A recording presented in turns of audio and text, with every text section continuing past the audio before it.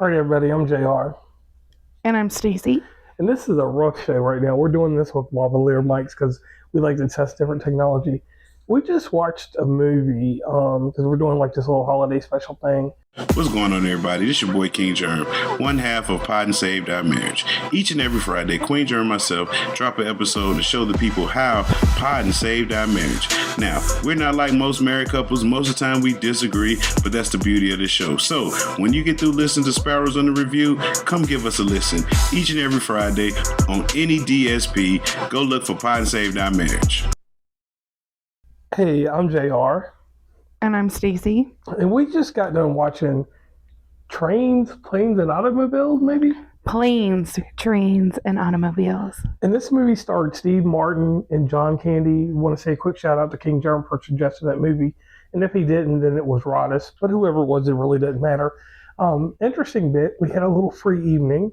So Stacey and I it was only an hour and 30 minutes. We watched it because we're trying to bring you guys kind of like like a Christmas type special, maybe? Holiday special? Gotten kind of like a rewind because you don't get that type of comedy anymore. Yeah. Because it's not really a Christmas film, it's a Thanksgiving film. Right. So, but it gives you, like, it reminded me of what John Candy did in Home Alone. Yeah, okay. And when I told you that after we watched the movie, it was pretty interesting. The mechanic of this movie is Steve Martin and John Candy are both two people. One works in marketing, and the other sells shower rings for a division of a shower. Like shower curtain rings? Yeah. Yeah, that you hang like the plastic or the cloth things in there. Like sometimes where they already come with the holes in them in the shower curtains. Well, back then it didn't. Yeah, so it was kind of crazy because after him saying that, it plays a role in the movie later. Right. So for me, this movie was just like a feel-good comedy movie. It wasn't like, it was comedy, like you said, we don't get anymore, and I don't know how to explain it. But just like this movie starts off, and Steve Martin is really in a rush to get on the airplane. Mm-hmm. And he gets pissed off at his employer because his employer basically held him up for no reason. That's what happened. And he's going to get on the plane, and he's going to catch a cab. And lo and behold, we see an emerging star who wasn't a star yet, in Kevin Bacon. And Kevin Bacon looks at him and he's like, "Yo, bro, I'm about to get this cab in New York City." And they start racing down the road, trying to get to it, or down the sidewalk. One's on one side of the road, one's on the other side of the other sidewalk. And things happen. And next thing you know, Steve Martin trips over a chest. Mm-hmm. So he misses. Kind of like a suitcase. So he misses that cab. And I'm kind of like, whoa, okay. So I don't pay any attention to that. As soon as he gets up, he's like, "Yo, I'm trying to get on this cab, bro. Let me give you like $15. And then the jerk off is like, "Nah, bro, let's make it 50. And then he's like, "Oh, if you're willing to pay 50, you willing to pay 75. Right. And he gives this guy $75. Next thing you know, his cab has been stolen. Technically it wasn't stolen. They took forever. I would have felt the same way. Sorry, dude. Cabby's got to do his job. Like they said, it was rush hour in the middle of New York. Right. And dude was trying to get to an airport within an hour of having to be on this flight, which we all know that's a mistake. And even in the 80s, he should have known that was a mistake. Right. He got there and he looked out that the plane had been delayed. And that's where he meets John Candy. Yep. Well, no, he met him out of the door. Like he looked at him through the window of the cab and noticed that he was the one that stole his cab. Okay, and then he sees him again when they're sitting down at the airport. Yes. At the airport. So basically, they went from New York all the way over to where? Kansas City. Yeah, Wichita, Kansas. Wichita, Kansas. Yeah, not Kansas City. Instead of getting their flight to Chicago like they both were trying. Right, and I understand the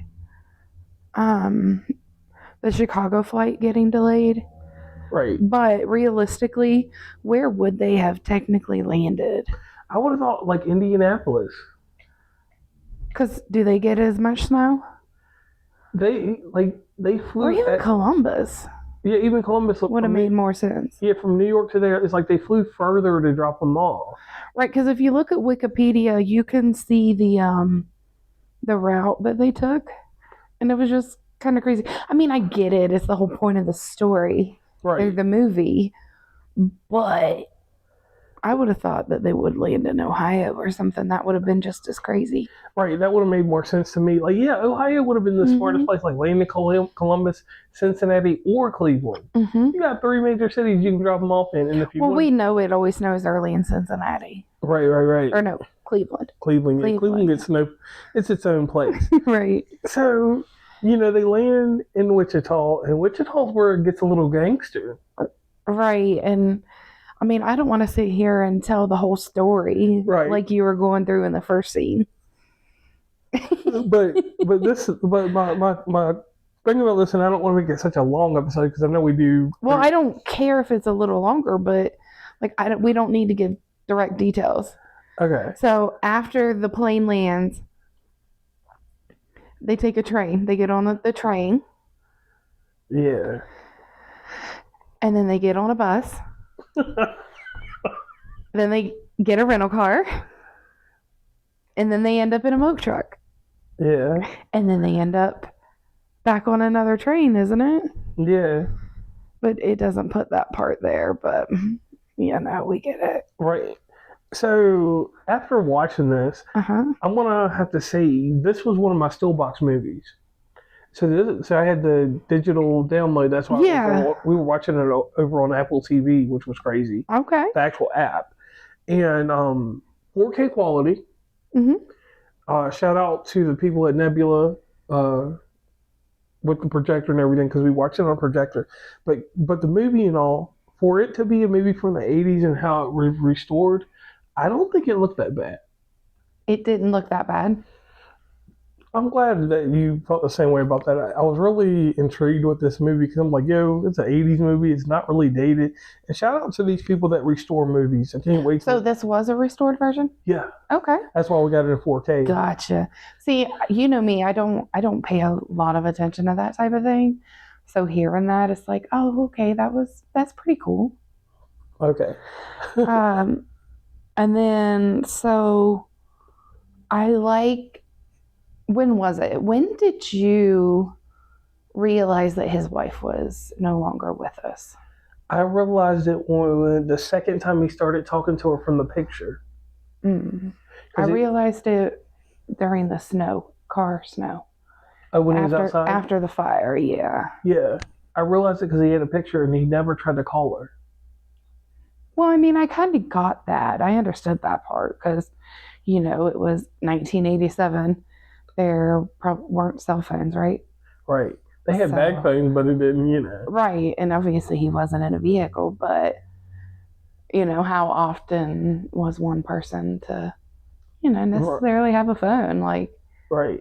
And it could have been like a hidden thing. Like, we just didn't see him call her type of situation. And I always assume that, you get a call in the evening time when someone's getting somewhere. Right. Or getting to their final destination. Because we don't even live in times like that. We haven't lived in a time like that since the 80s. But overall, the movie worked out for me because the crazy thing is, shout out to Letterboxd for this. I was on Letterboxd and I seen this and I told you about it. Mm-hmm. I said, hey, we're going to have to do an episode on this at some point because this movie is one of the most streamed movies at this time of year. Right. And it was interesting that it was in my catalog at first because I honestly didn't think I have it. And I don't know if it's available readily on other streaming services, but I'm not sure. Yeah. Overall, I thought it was a good movie, and it's something that now that I will pass it along through nostalgia to other people. Mm-hmm. Might even give it a shout out on my Facebook because I was very encouraged by it. With holiday movies, I don't care if it's this or even if it's a Hallmark movie. That's something I'm always going to recommend to somebody. I know that sounds kind of weird coming from me, the movie connoisseur, but like this was just, it hit all my feel good features, like, or my emotions. Mhm. It didn't. It made me feel sad for him because he got rejected at first by Steve Martin, and it made me wish we had more movies like this.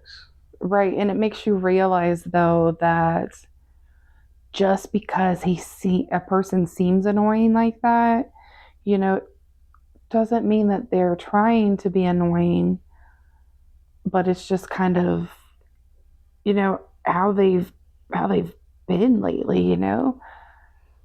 Yeah, And sometimes give someone a little bit of grace if they act like that, and speak to them if they overstep their boundaries, especially this time of year, because you know yeah. it's like, it's a rough time. It's a holiday season, especially single people out there. right, and the theme of, like, we didn't understand his loneliness Right. because he portrayed himself as such a happy person. Mhm. Everything was happy, and when we seen Steve Martin go back in there to get him, Yep.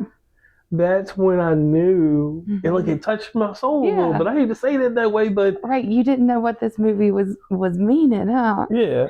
Okay, so let's talk about the post-release real fast. Okay, let's do that. So you said this was in October 2022. Paramount announced a 4K Ultra HD Blu-ray release. Okay. The release includes 75 minutes of deleted and extended footage, much of which was thought to be lost, but was rediscovered and cleaned up.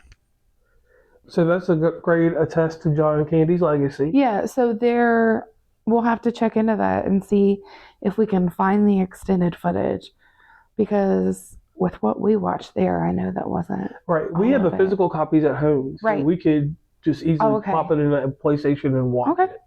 Alrighty, if anybody's already watched it and you hear this episode before we make it home, let us know in the comments if you have found the extended footage. Let's talk about numbers. Okay. Rotten Tomatoes, 93%, Okay.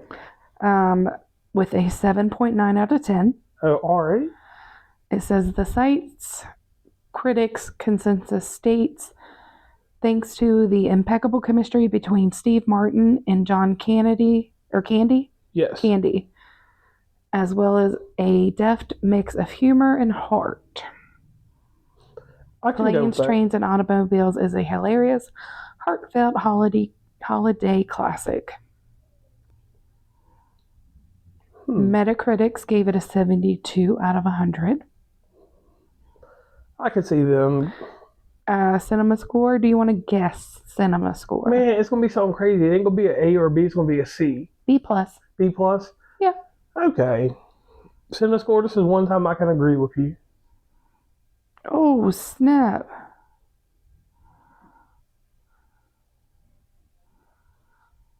So it says in 2020, Will Smith and Kevin Hart were supposed to do a remake. It said in February of 23, Hart confirmed that the writing was already underway. And then it said in December of 22, it was announced Drew Barrymore and Adam Sandler would be starring in a different reboot of the film. Have you heard anything of those? No. It doesn't say anything else, so I wonder if they were scrapped. Well, what I can say on it, what I do know just about it, about some of the things that were going on, when these, I think, because it's Paramount, I believe. That's who did the initial rerun. Right. Or repeat. Right. I know with the selling of companies and buying of everything, in the film strike is what really messed up a lot of reboots and a lot of things that people were trying to do. Okay. So it's possible that somebody's still talking about it, but Right. Okay. Or it could be in the worst place that I'll talk about on my show soon, development hell. True, because that last part of it is hard to do.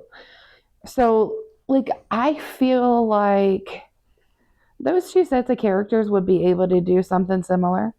Yeah. I think that anybody else outside of those, like Kevin Hart especially, I don't necessarily know about Will Smith, but Right. I could find a better comedian. right. I hate to say it, I'd rather have Cedric the Entertainer. Nah. I need a heavy guy. I need someone. TSA. Oh, Yeah, but they're both tiny though. Like, I feel like I need a bigger guy. I need Might as well just keep the duo together and do Kevin Hart and The Rock. Or fuck that shit. Let's just put John Cena in it with TSA. They already did a movie together. Vacation Friends.